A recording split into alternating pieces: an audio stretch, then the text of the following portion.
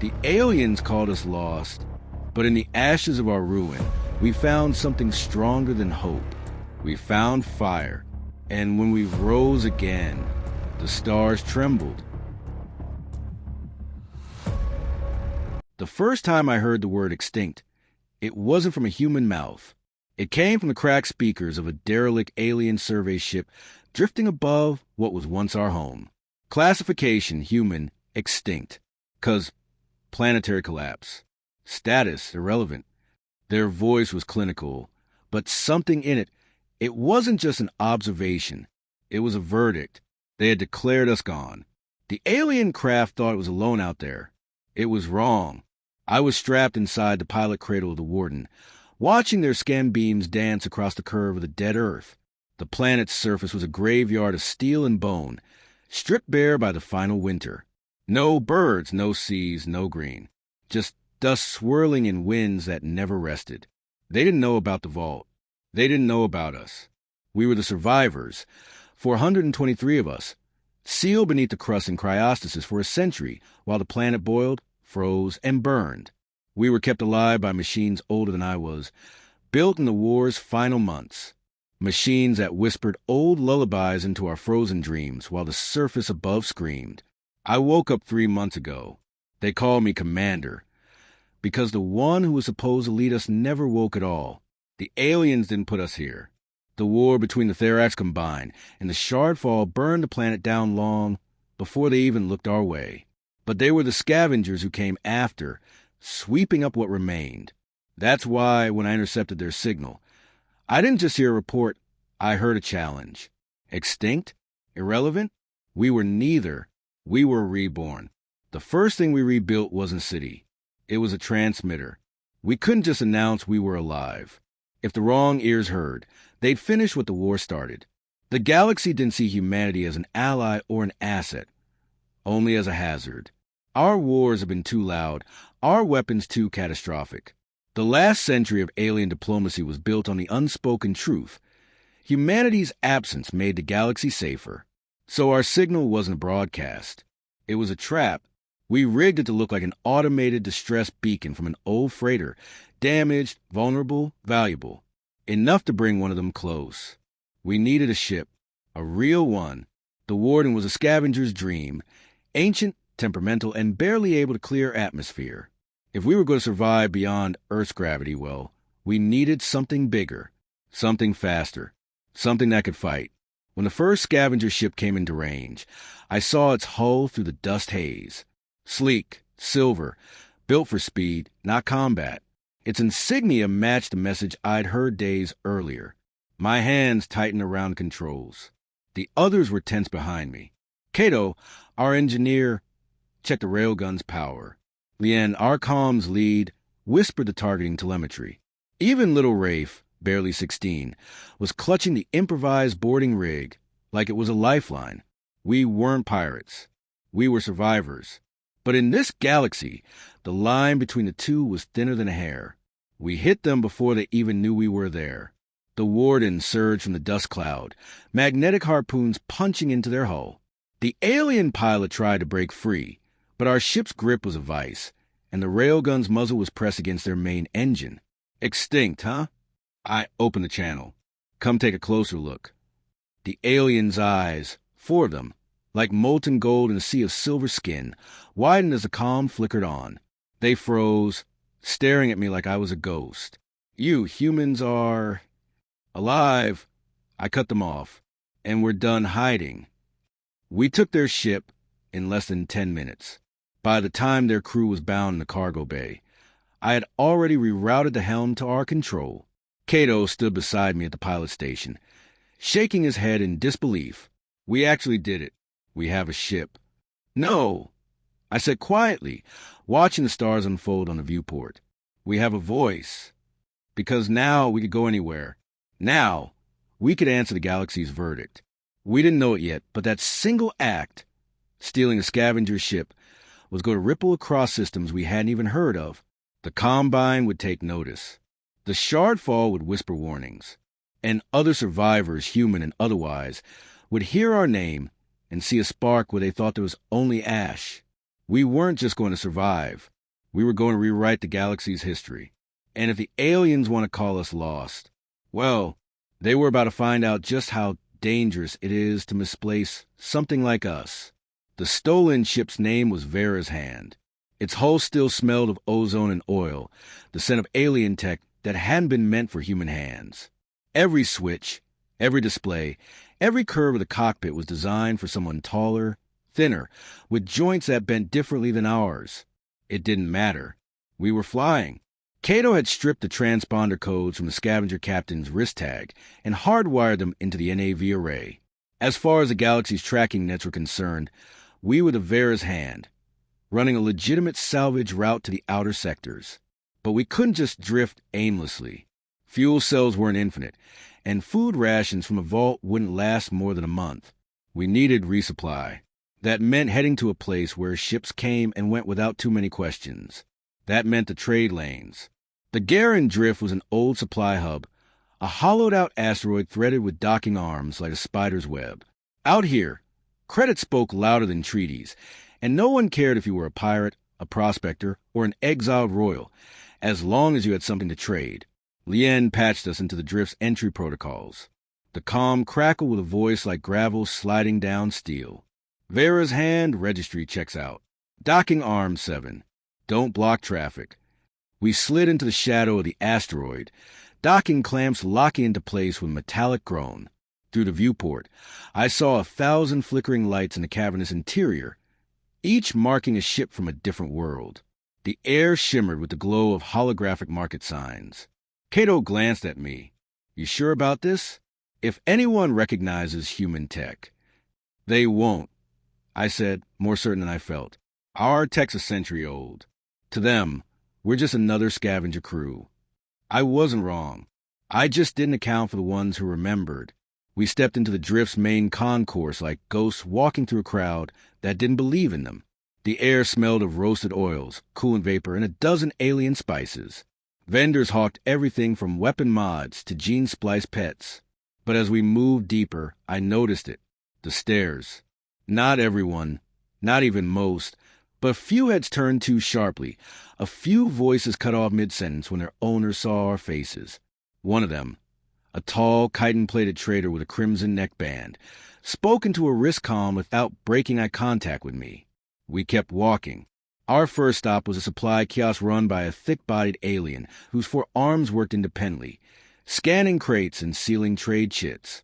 I handed over a crate of scavenged reactor coils from Avera's hold in exchange for fuel cells, ration bricks, and water purifiers. It was a clean trade. Too clean. When we turned back toward the docking arms, the crowd had shifted. Lanes of movement subtly funneled us toward the edges. The air around us thinned. That's when I saw them. For figures in matte black armor, no insignia, no visible weapons, just the kind of silence that carried its own threat. They weren't station security. They were something older. Lien's voice was barely audible. Shardfall. I felt my jaw tighten. The Shardfall Alliance had been one of the main alien coalitions in the war that destroyed Earth. Not because they hated humanity. They claimed to be preserving the galaxy. From us. The lead Shardfall soldier stopped 5 meters from us. His voice rasped through a helmet filter. You're not supposed to exist. I met his visor with a steady stare. Guess the galaxy's full of surprises. You'll come with us, he said flatly. Quietly. We didn't have the numbers to fight in the open, but the Drift's layout was on our side. Markets meant crowds, and crowds meant cover. I glanced at Cato, who caught the cue instantly. He thumbed a small cylinder from his pocket and rolled it across the deck. It hissed, then erupted into a cloud of white vapor, smelling of engine coolant and burnt pepper. The concourse exploded into chaos. Vendors shouted. Shoppers bolted. We ran. I led the way down a maintenance corridor, the kind that looped behind the market stalls and fed into the service docks. Footsteps thundered behind us. The Shardfall didn't shout warnings. They didn't need to. Their silence was worse. We reached docking arm 7, but the clamps on the Vera's Hand were still locked. Lien scrambled for the release panel. Cato! I barked. He ripped open a junction box and jammed a cable into his wrist port. Sparks lit his face as he bypassed the lock. The docking clamps disengaged with a deep metallic groan. We piled inside, slamming the hatch as the first Shardfall soldier rounded the corner. Go, go, go! The Vera's engines roared to life. We blasted from the drift's interior into the cold black. Laser fire traced red arcs past the hull as station defenses tried to keep us from breaking dock without clearance. We jumped to FTL just as the Shardfall's pursuit beacons lit up across the NAV grid. Safe, temporarily. But now it was clear. We hadn't just been spotted. We'd been recognized. The Shardfall wouldn't stop. They wouldn't let the galaxy see humanity return. Not unless it was in chains or in flames. We were no longer just survivors. We were fugitives in a galaxy that had already written our obituary. And I was going to make sure they'd have to rewrite it. And fire. The Shardfall didn't waste time. We'd barely cleared the Garen Drift's gravity shadow before the pursuit net-locked onto our trail. Lien's voice was tight as she read the scans. One ship in pursuit. Heavy cruiser class. They're running hot. FTL bleed-off is spiking. Cato swore under his breath. Cruiser? We're dead. Vera's hand can't outrun something with triple our engine mass. He wasn't wrong. In a straight chase, they'd eat our vector in hours. Then they'd pin us, board us, and make sure every last one of us stayed lost. I leaned against the NAV console, watching the Starlines warp around us. Options? Lien hesitated. There's one. The silicate rift. We cut through it, and they might lose us in the interference. Cato snapped his head toward her. Are you insane? No sane captain flies into the rift. The density waves will tear us apart. Then it's a good thing. I said, we're not sane. The silicate rift wasn't a place so much as a wound in space. 1,000 years ago, a mining superstructure the size of a moon exploded, scattering hyperdense crystal fragments across a 5-light-year stretch. The debris field shredded any ship foolish enough to pass through without exact navigation. But the rift had another feature, anomalous resonant storms. They scrambled scans, fried targeting systems, and turned even the best pursuit into a guessing game. If we could survive it, we dropped from FTL at the rift's edge. The viewport filled with jagged shards glinting in the light of distant stars, each the size of a skyscraper. Some spun lazily. Others screamed past at velocities that could punch a hole through a battleship. Lien plotted a course, so narrow it might as well have been a knife's edge. Cato strapped into engineering, ready to override safety systems before they could save us by shutting down engines. I tightened the restraints across my chest. Punch it. The Vera surged forward, weaving through the crystal graveyard. The hull rang with the ping of micro-impacts. Alarms wailed. They're still on us. Lien's voice cut through the noise. Cruiser entered the rift. There, wait. A second blip appeared on her display. Different vector. Smaller ship. Faster. And it wasn't chasing us. It was chasing them. The calm crackle with a voice I didn't recognize. Deep measured, with the faintest trace of amusement. Human vessel, don't panic. We're here for the Shardfall, not you. My blood went cold. No one outside the drift had been told we were human. That meant whoever they were, they already knew. Identify yourself, I said. Static. Then, call us the Veran Concord. We remember what the Shardfall did to your world. And frankly, we'd rather they didn't finish the job. The Veran Concord. An old name from war records. Once a minor power, nearly wiped out by Shardfall expansionism. They had no love for us back then, but hatred for the Shardfall? That was eternal. The battle lit the rift like a storm. The Veran strike craft darted between crystal shards, spitting plasma into the cruiser's flanks. The Shardfall ship lumbered after them, shields flaring. We used the chaos. Hard starboard. I shouted. Lien swung us into the shadow of a spinning crystal mass the size of a small city. Its rotation carried us deeper into the rift, masking our signature. Over comms, the Veran commander's voice sharpened. They've marked you as priority prey. If you run, they'll follow. If you stay, we can take them together. Cato's eyes were wide. Commander, we can't fight a cruiser. No, I agreed, but we can make them bleed. We swung back into the battle, engines screaming against the rift's gravity eddies. The Varen ships were nimble, but they couldn't crack the cruiser's core shields alone. We had something they didn't. A stolen scavenger railgun mounted forward, jury-rigged to hell but powerful enough to punch through a cruiser's hull at close range. "Bring us in," I yelled. The Varen lead ship peeled off, drawing the cruiser's fire. We dove straight at the Shardfall's broadside, the crystal field whipping past in deadly flashes. At 500 meters, I gave the order. Cato fired. The railgun spat a tungsten slug the size of my arm. It hit the cruiser's engine housing with a soundless flash of light. The shields buckled. A shock wave rippled through the rift. The Varens pounced, pouring plasma into the breach. The cruiser shuddered, vented atmosphere, and broke apart in a spray of molten debris. Silence fell, broken only by the hum of our battered engines. "You fight like your ancestors," the Varen commander said over comms. "Reckless, effective. You knew we were human," I said flatly. A pause. "We never believed you were gone. The Shardfall's word means nothing to us. But if you want to stay alive, you'll need more than a stolen ship and stubbornness.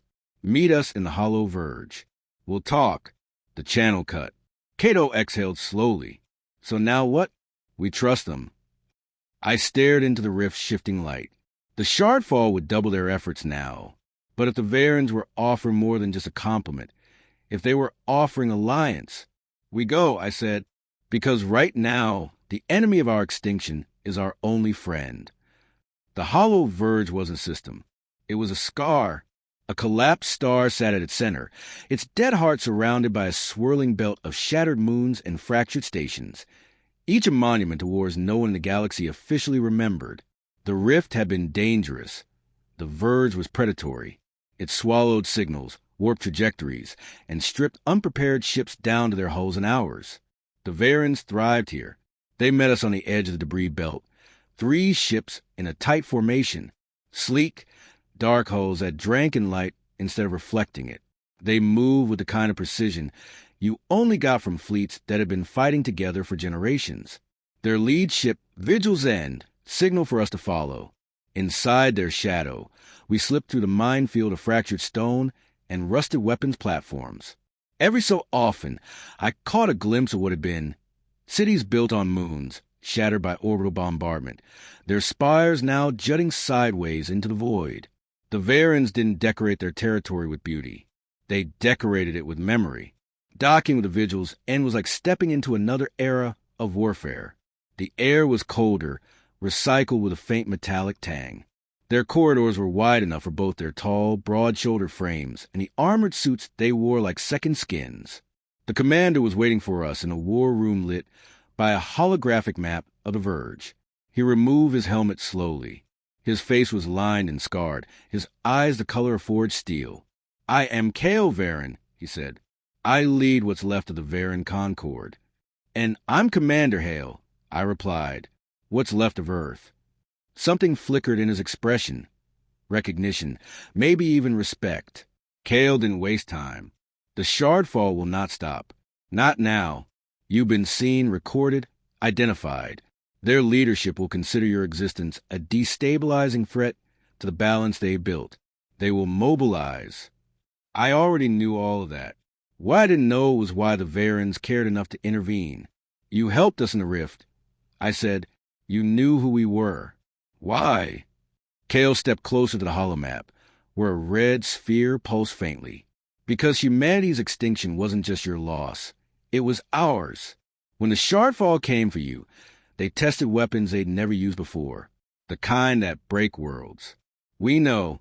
We were next." His voice hardened. "We survived by scattering, but we've never forgotten, and we've never forgiven." The room fell silent. My crew shifted uneasily behind me. We'd all seen the images in old war archives, the Shardfall sterilization campaigns, fleets disappearing in a storm of fire. Kael turned to me. "We want to hit them back. Hard. But we can't. Not yet. We lack the unpredictability you humans once excelled at." There it was. The price. "You want us to fight your war," I said. "Not just fight it," Kael replied. Lead it. We'll give you ships, weapons, and safe haven in the Verge. In return, you strike where we cannot. You become the ghost they can't catch. It should have been an easy decision. We needed allies, resources, and a place to vanish between strikes. The Varens were offering all of that, but there was a shadow under the offer. If we accepted, we wouldn't just be survivors anymore. We'd be soldiers in someone else's war. And wars have a way of turning allies into executioners when the winds shift. Cato voiced what I was thinking. How do we know you won't decide we're a threat once the Shardfall's gone? Kale met his gaze without flinching. You don't. You only know that right now we have the same enemy. The holomap zoomed in on a Shardfall facility, an orbital shipyard orbiting a gas giant, deep in contested territory. Dozens of cruisers under construction, defense grids humming. Kale's voice dropped to a low growl. This is where you prove yourselves. Destroy the shipyard. Leave nothing that can be rebuilt in less than a decade. I studied the map. Even with their resources, it was suicide. With ours, it was insanity, which meant it was exactly the kind of thing humans had always been good at. I looked at my crew. Lien's jaw was set, eyes sharp. Cato's fingers tapped the railgun's remote diagnostics like he was already imagining the shot. Rafe, he just grinned like a kid who'd been given permission to break something priceless. I turned back to Kale. We'll do it. Kale nodded once. Then you are reborn indeed. Welcome to the Concord, Commander Hale. Let's remind the Shardfall why your kind was feared. And just like that, humanity wasn't hiding anymore. We weren't running. We were on the attack. The Varens didn't call the mission a strike. They called it a surgical amputation. The Shardfall shipyard, designation Chryson Forge, wasn't just a factory. It was a limb of their war machine. Cut it off, and they'd limp for years. Leave it intact, and we'd be bleeding under their boots by the next season. The problem? Chryson Forge floated inside the gravity well of the gas giant Ortis Prime. The planet's electromagnetic storm shredded long-range sensors, which was why the Shardfall built there in the first place. Any approach would be blind until you were practically on top of the station, which meant we had to get close. Too close. Kale's plan was brutal in its simplicity. A three-pronged assault. Varen strike craft would feint along the outer defense grid, pulling patrol ships away. Meanwhile, our crew would slip through the storm into Vera's hand, infiltrate the station, and cripple its reactor core from inside. Cato had studied the schematics until he knew them better than the ship itself. 2 hours from breach to overload, he told me, tapping the map on the hollow table. We'd detonate the core, ride the blast out in the shadow of the gas giant's magnetosphere, and pray their tracking gets scrambled long enough for us to hit FDL. Pray. Rafe had grinned. Not much of a plan. Cato hadn't smiled back. The run through Ortis Prime's upper atmosphere was like diving into a furnace wrapped in lightning. Great amber storms churned below, their edges fringed with flashes that lit the Vera's cockpit in strobe bursts. Lien kept her hands locked on the helm, knuckles white. Nav beacons are trash out here. We're flying blind. That's the point, I reminded her. They can't see us either. But they could hear us if we got sloppy. The Shardfall were paranoid about their shipyard. I bet every docking corridor had triple redundancies on sensors, which was why we weren't docking. We were drifting.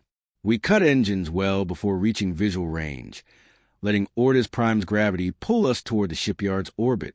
The Vera's hull groaned under the strain, heat shields flaring as micrometeors from the storm streaked past.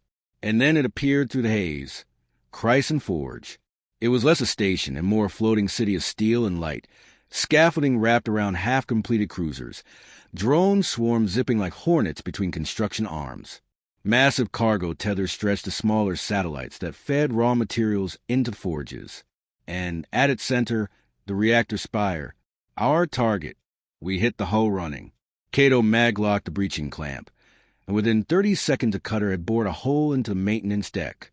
Inside, the station smelled of ozone hot metal and the tang of sterilized air. Shardfall workers, tall, angular, with metallic ridges along their limbs, moved in tight formations along the walkways. We stayed in the shadows, slipping past security drones and automated loaders. Every corridor closer to the reactor was colder, quieter. The hum of the station's life faded until all we heard was the deep, pulsing throb of the core itself. We reached the reactor chamber without incident. That should have been the first warning. Inside, the spire glowed with a pale, ghostly light. Raw energy channeled through crystalline conduits. Kato dropped to one knee, pulling out the charges. 2 on the main stabilizers, 1 on the auxiliary feed. That'll be enough to make the whole thing. Move! Lien's shout cut him off. The wall exploded inward, showering us in shards of alloy. Shardfall soldiers poured through, rifles spitting arcs of searing light. We dove for cover, returning fire. My rail rifle kicked against my shoulder, each shot leaving streaks of molten armor on the nearer soldiers. Rafe hurled a concussion charge that bounced between 2 bulkheads before detonating, sending 3 Shardfall tumbling. Kato kept working under the chaos, hands moving faster than I'd ever seen. 30 seconds, he shouted. I didn't need the countdown to know we were on borrowed time. More soldiers were coming, their boots clanging on the steel deck. Charges set. Kato snapped the last detonator into place. We ran. The return route was a blur of gunfire, smoke, and alarm sirens screaming across the station. Lien hacked into a security terminal mid-sprint, forcing blast doors to slam shut behind us. The explosions from the reactor chamber began as a low rumble, then built into a deep, bone-shaking roar. By the time we reached the Vera's hand, the whole station was shuddering. Massive fireballs tore through the scaffolding as half-built cruisers snapped free, spinning into Ortis Prime's gravity while like falling gods. We launched hard, riding the blast wave into the storm. The gas giant swallowed us in its clouds, and for a moment I thought we'd vanish forever into its depths. Then Lien punched the FDL drive. Stars stretched into lines. We were gone. When the comms cleared, Kale's voice came through, rough but steady. Chryson Forge is silent. You've just set their production back 10 years. I glanced at my crew, burned, bruised, and grinning despite it all. Good, I said. Let's see how the galaxy likes humanity when we're the ones writing the future. The first sign that something was wrong came not from the sensors, but from the sky itself. We'd grown used to the battlefield's rhythm, alien weapons lighting up the night, our counterfires striking back with surgical precision. But this was different. The clouds above were shifting in unnatural patterns, as if some invisible hand was sweeping across them. The stars disappeared, swallowed by a darkness that wasn't just the absence of light. The comms crackled with half-finished reports. Command, we have static, not atmospheric, static, moving fast, static. I was on the ridge with Major Thorn when the first ripple came. It was like watching glass fracture in slow motion. The air itself shimmered, warped, and then tore open. Through the tear, I saw nothing familiar. No space, no planets. Just an impossible void laced with blue fire. Thorn swore under his breath. They'd broken the veil. I'd heard rumors in old military briefings about veil breaches, alien tech that could tear open the dimensional layer between our reality and the one they called between. But it was supposed to be unstable, too dangerous even for them. If they were desperate enough to use it, then we'd already pushed them far past their limits. Then the sound hit us. Not a roar, not a hum. Below, bone-deep vibration that rattled every joint in my body. It came from inside my skull as much as from the air. Some soldiers dropped to their knees, clutching their heads. Eyes forward. Thorn barked. It's a lure. They're trying to get you to look too long. But I had already seen it. In that rent in the sky. Shapes were moving. They weren't ships. They weren't alive in any way I recognized. They were shadows folded in on themselves, stretching and snapping like whips. And they were coming through. We opened fire before they fully crossed over. Energy bursts, kinetic rounds, railgun slugs, the works. The weapons left streaks of light in the dark sky, but hitting them felt like firing at smoke. Pull back to the bunkers. I yelled, dragging Corporal Inez behind cover as one of the things lashed out. The ridge where we'd stood moments before split like it had been cut by an impossibly sharp blade. Our forward lines were collapsing. The aliens had unleashed something even they didn't fully control, a weapon meant to burn through reality itself. Inside the command bunker, The mood was grim. The holographic table showed breaches opening along the entire northern front. "They're not trying to win this battle," Thorne said, voice low. "They're trying to erase it, and us along with it." I looked at the tactical readouts. If those rifts spread, there wouldn't be a battlefield left, just an expanding wound in the fabric of our world. "Then we don't fight them here," I said. "We take the fight through." Silence followed. No one wanted to say it out loud, but they knew what I meant. If the enemy wanted to use a between, we'd follow them in, hunt them where they thought we couldn't go. The risk? Everything. We didn't know if human bodies could survive in that place for more than minutes. We didn't know what we'd find there. But I did know one thing. Letting them own the sky was an option. By nightfall, the breach storms were spreading faster. And by dawn, we'd be ready to step into the dark. The battlefield was no longer made of steel and dirt. It was made of silence. I stood at the edge of the crater where the alien command spire had once reached into the clouds. Now, it was a jagged ruin, bleeding smoke into a sky the color of old ash. My armor servos whined as I crouched, scanning the debris. No movement, no heat signatures, just the slow tick of cooling metal. We had won. At least, that's what Command said through the fractured commnet. But I didn't feel victorious, because I knew what it had cost us. The ghost units, my units, were gone. Every last one. The battlefield was littered with empty armor shells. Their neural cores burned out from the overload that let them fight like gods for 3 minutes straight. They'd been human once. My friends, my brothers and sisters in blood. And I had ordered them to burn themselves out so the rest of humanity could live. The alien fleet above was breaking apart. The sky shimmered with the light of retreating jump signatures, blinking stars disappearing into the black. We'd taken their flagship. We'd shattered their ground command. The war was over, or so the brass thought, but I could still hear it, the whisper in the static. The same sound I'd heard when we first intercepted alien comms before the invasion began. The same frequency they'd used when they thought we couldn't listen. They weren't running. They were regrouping. I walked alone into the wreckage of the spire's central chamber. My rifle hung slack in my hands, no longer needed for close-range work. The walls were burned into abstract shapes, melted into black glass.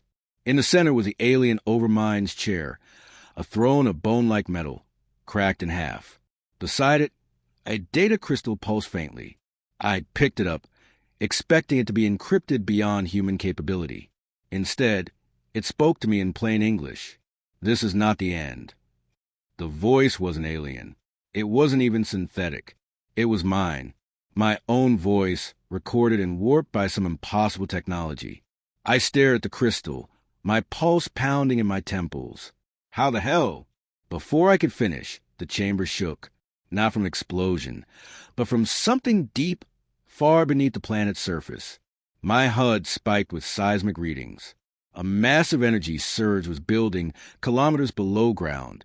That's when I realized the spire wasn't their headquarters. It was a lock. And I just broken it. Outside, the sky darkened unnaturally fast.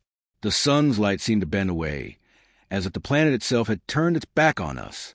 The ground split open, molten light spilling from cracks. My comlink erupted with panicked human chatter. Fleets being recalled, evacuation orders screamed over encrypted lines. But my mind was locked on one thought. The ghost units had burned themselves out to win this fight. There were no more ghosts left. Just me.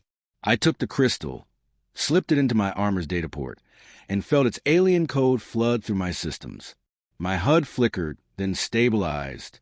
My vision sharpened beyond human limits. My muscles felt like they were being rewoven from light. The transformation burned like fire under my skin. It wasn't pleasant. It wasn't holy. It was war, distilled into one human frame. When I stepped out of the spire's ruins, the horizon was crawling with something new. Alien shapes, not soldiers, not ships. Beings as tall as skyscrapers, their forms half solid, half smoke, dragging chains of light behind them. They weren't part of the invasion force. They were what the invasion had been holding back. The real war was about to begin, and I was the last soldier left to fight it. I tightened my grip on my rifle. I could feel the ghosts, my ghosts, inside me now, their voices like wind at my back. "We're not done yet," I whispered, and I ran toward the giants.